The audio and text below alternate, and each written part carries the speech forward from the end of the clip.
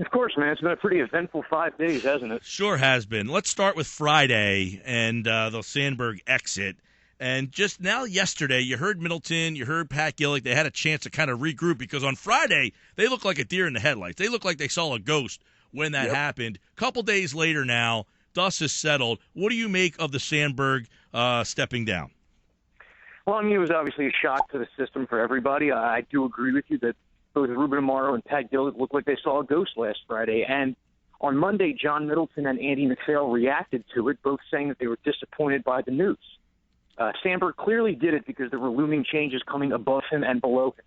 I actually wrote this article for CSNPhilly.com today, which outlined that this is a team that is projected for 106 losses right now and was expected to trade all their top players. Cole Hamels, Jonathan Papelbon, Aaron Harang, possibly Ben Revere. So the team was going to get even worse over the second half, and Sandberg had already had enough of the losing. And then above him, you had Andy MacPhail coming in, who, the new president of the team, we see all the time in sports, the new GM, the new guy running the show, typically brings in his own people. So any evaluation that MacPhail would have done of Ryne Sandberg over these final 3 months, it would have been disingenuous, not necessarily in intent, but in terms of the overall result of it. I mean, Sandberg was not going to be back in 2016 or moving forward, so I guess he wanted to preempt the Phillies' decision. And so that's why I don't buy the whole quit on the team thing. A lot of people are looking at it as a really poor move by Sandberg, like a negative, and I just don't see it. I mean, people have been calling for his head the entire year, and he did very little to draw blood from the stone. I mean, his team was not a complete roster, but he did very little with them, and I don't think people should really fault him for walking away from a situation he was not going to last long in anyway.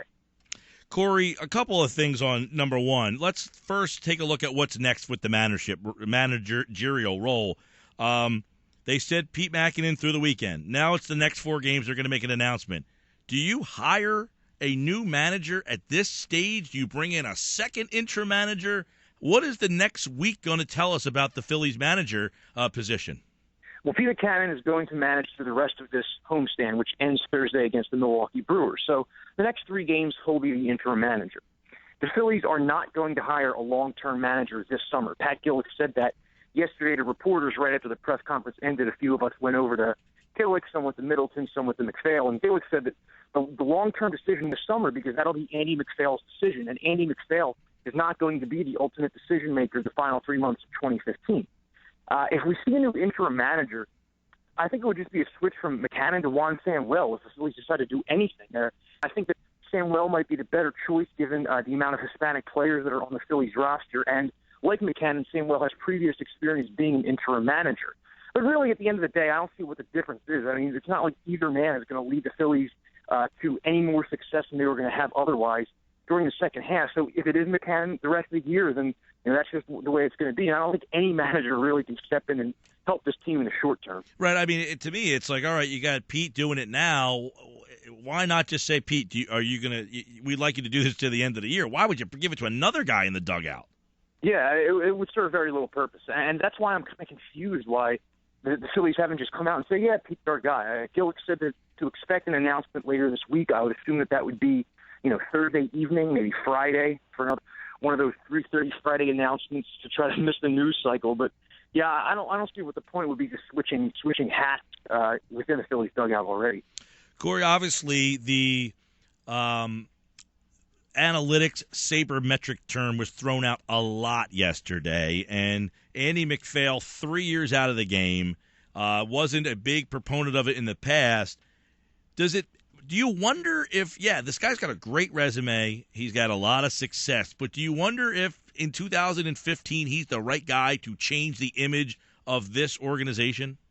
The Phillies certainly sold him as such yesterday. I mean, John Middleton called him a perfect blend, an ideal blend of old-school thinking and new-age thinking. And while MacPhail is not like a sabermetric genius, the way that maybe an analytics guru like Theo Epstein or the guys in Tampa Bay or Andrew Friedman now in L.A., those guys are at the forefront of that movement. But, MacPhail has said that he's been using analytics since the mid-1980s when he was with the Twins. He just has never felt the need to publicize it because why publicize what you're doing to your opponents? And I completely agree with that. The Phillies are building this new sabermetric system privately within their own organization. It's called Phil. and that's going to launch in September. So I do think that there will be a push toward analytics. John Middleton made that abundantly clear yesterday. And if he didn't make it clear enough, Andy MacPhail, when he was given a chance to speak at first, said that this was hugely important to ownership, that we come on with an analytical approach. But what I love that MacPhail said yesterday was that it's about marrying what you see with your eyes, the traditional methods of scouting, with those analytics. And this is just my opinion. I'm a stat guy, as big a stat guy as anybody there is. But I see so many sabermetricians, so many, strictly analytics writers who just seem to have their head in the sand, guys that don't realize that there are still other ways to evaluate baseball. And to me, that is just as wrong as the old school scout who discounts all stats. I think that the Phillies are hoping here with the 62-year-old MacPhail is that he uses the knowledge that he's gained from being in this game for over 30 years and blends it with, the new age approach the Phillies seem to be very committed to bringing aboard. Corey, obviously, I thought it was a little interesting that he said, he's going to take over at the end of the year, and he did admit, I haven't been involved in baseball for about 3 years. I've been in Vietnam and China, and I've been seeing the world. He was resentful when he left Baltimore and coming to the ballpark. He almost hated walking in the building. So he hasn't really been around the game and paying a lot of attention to the game, yet this biggest decision maybe in this franchise's, last 15 years is looming over them with Cole Hamels. How much of a hand will he be able to have in that? If not, do you think that there's a possibility that Hamels is here through the season because he wants to gain more information? He talked about, I want to gather as much information as possible to make a deal like this. Would he feel more comfortable holding on to Hamels until the offseason? Well, the way the Phillies explained it yesterday, and I'm not sure that this is 100% truthful, but this is the way they explained it, and I don't see why they would be dishonest about it, is that Pat Gillick is going to be the president the last 3 months. Ruben Amaro will be the GM the last 3 months. Ruben is going to work the phone. Gillick will have final say, and Andy MacPhail will just offer his opinion before stepping into the role permanently after the 2015 season ends. Now, I was having this conversation with people at CSN Philly actually earlier in the newsroom, and one guy said, well, what if Gillick has an offer on the table from the Rangers for Cole Hamels? And there's also an offer from the Cubs for Cole Hamels, and Gillick likes the Rangers offer and MacPhail likes the Cubs offer. Then what do they do? I thought that was a terrific question because it's like you have the guy who's only the GM, the guy who's only calling the shots the next few months, and then you have the guy who's leading the future charge. I do still think that the Phillies are going to trade Cole Hamels if they get a worthy offer. I don't think it's going to matter whether MacPhail signs off on it completely or not because the Phillies have been trying to move him for a while. The leverage is high. The need is high. But quite frankly, even if they do hold on to Cole Hamels, the scenario you just outlined, say MacPhail does decide to hold on to until this winter or until next trade deadline, the value is still going to be so high because Cole Hamels is such a good pitcher. He's under an affordable price tag. And, barring a catastrophic injury, he should have just as much value this winter, at the winter meetings where we see blockbusters all the time, as he would at the trade deadline. But I still think that he'll be moved by July 31st, Cole. Corey, give me your opinion of the importance or the what you make of John Middleton stepping out yesterday and really, I thought, brilliantly taking over that press conference. Finally, here's a guy, if he came up and kicked me in the face, I wouldn't know who he was, and here's a guy who owns the Phillies over my entire existence for the most part. Did that make a statement to you, and should that have made a statement to Phillies fans? Yeah, yesterday was one of the most important days in the history of the Phillies. Period. You said it was probably the biggest day in the last 15 years. I agree, because not only did they introduce the new president, who was the first outside hire for that role that the Phillies have ever made, but John Middleton really kind of unveiled himself. That was an article I also wrote for CSN Phillies. It doubled as MacPhail's introduction and John Middleton's public unveiling. And he said, you're going to see a little more of him, that he feels a need to be a little more accountable, and he wanted to come out and own this decision because it was his decision, period, and he wanted to be there to be at the forefront of the introduction of MacPhail. When I look at John Middleton, he's a guy who was clearly committed to winning. He actually turned to MacPhail at one point during the press conference and literally said to him, Andy, you will have all the resources you need to be successful in this job. He said he doesn't have a budget. He's not going to place budgetary restrictions on MacPhail, which is pretty cool because MacPhail, coming from Baltimore, coming from Minnesota, those are two markets where they don't spend a ton. And he's going to have luxuries like that with the Phillies, but not right now. Not right now in terms of free agency and trades. The Phillies are a couple of years away from spending on anybody, kind of like the Sixers are. But, I thought yesterday was a landmark day, as Jim Salisbury called it, having John Middleton step out to really be the new face of ownership. It was David Montgomery for quite a while. now it looks like we're going to be seeing John Middleton a little bit more. And as Jimmy Rollins called him in December after Rollins was traded, he called Middleton a man with a vision, Steinbrenner South, just based on his commitment to funding a winner. Corey, very interesting stuff, to say that it was one of the most important days in the history of the Phillies organization. Now they have kind of a face. They have a direction. Is it the right direction? If you had the opportunity to pick guys right now, they said yesterday, everyone said Andy MacPhail. I was on a station in Baltimore last night. They thought it was kind of odd that here's a guy who's been out of the game for 3 years, and he's going to kind of just sit back and let Ruben and whoever kind of make these decisions. They really found that to be odd. Do you look at that and say, no, they're doing their due diligence, they got the right guy, and Andy MacPhail is, in the end, going to be the guy who turns this thing around? I think Andy MacPhail's resume speaks to the fact that he can turn things around. He won a World Series, and he won 2 World Series as GM of the Twins when he was the youngest GM in the history of baseball at that time. And, he led the Orioles to a rebuilding period that has set them up to have success the last 4 seasons. There were several instrumental trades he made in Baltimore, turning Eric Bedard into Adam Jones and Chris Tillman, for example. He bought completely low on J.J. Hardy, who's had career years in Baltimore. He got Chris Davis before Chris Davis was a household name. So Andy MacPhail has shown that he is able to make the under-the-radar moves that Pat Gillick made early in his Phillies tenure, when he acquired Shane Victorino in the Rule 5 draft, when he got Jason Worth when nobody else wanted him. And when you look at MacPhail's resume and Gillick's resume, they're quite similar. Both guys won World Series at their first stops. Both guys rebuilt a couple different organizations, and then both came to the Phillies later in their baseball careers. I do think MacPhail is going to be a decent choice because, as I said earlier, he's going to hopefully be able to blend the experience he has building teams, making under-the-radar moves with a more analytical approach the Phillies are 100% committed to. I really believe that after yesterday. Yeah, the one question I would have, if you're watching the television view of it, does it look like this old boys network? Here's Pat Gillick.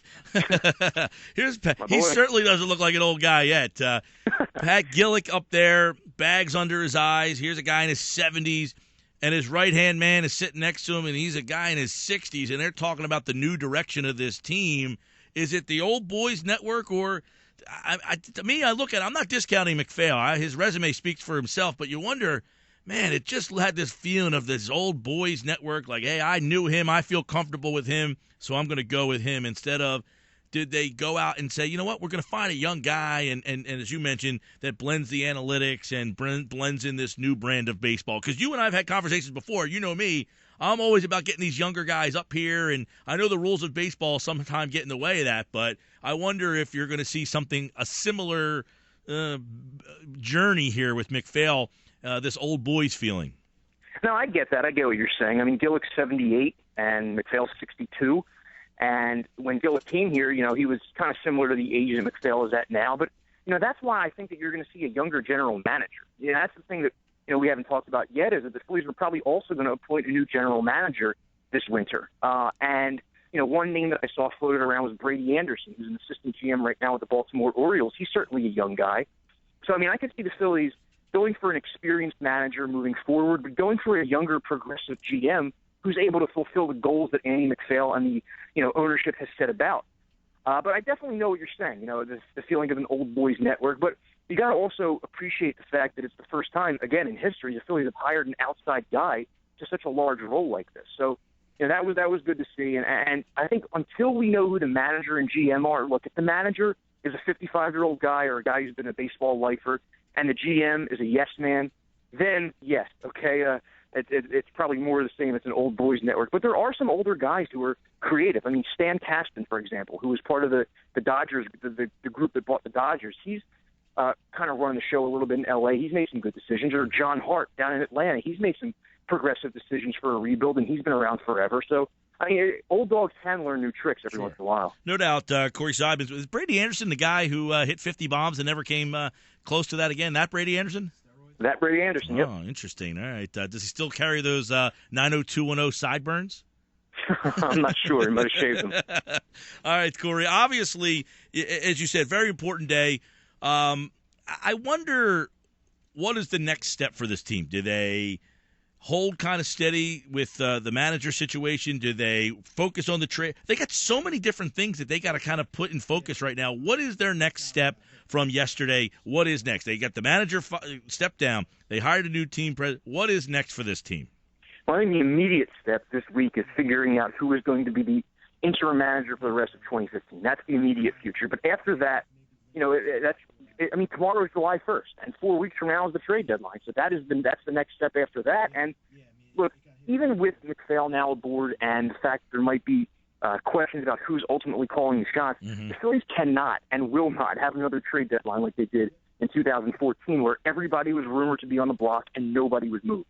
That's not going to happen again. That would be ridiculous, quite frankly, for the worst team in baseball, a team with the worst record, to hold steady just because they don't know if the new president signs off on the moves that the old president wants to make. But I do foresee Jonathan Papelbon being traded. I still think Cole's going to go.